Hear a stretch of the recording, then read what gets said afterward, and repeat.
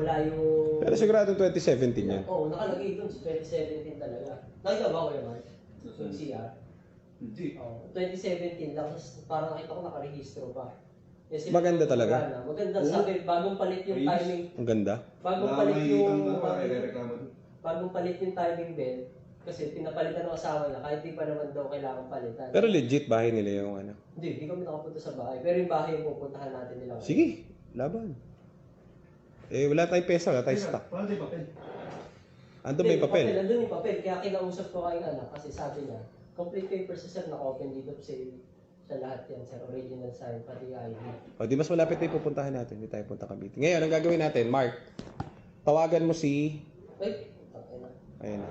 Pwede bukas na lang kasi gagamitin ko muna yung sasakyan ngayon. Ang ina mo. Alis muna sabi niya. Wala silang kotse, ilang kotse nila eh. Kaso, Bukas na, no? paalis na ata, pabalik na ata Mindoro sila, lahat sila. Kaya pala, yung pa rin sinasabi ba, alis na kasi kami.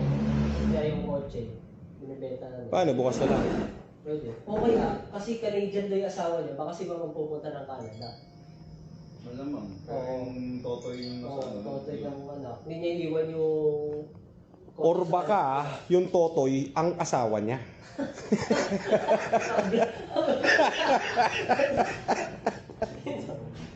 So, may...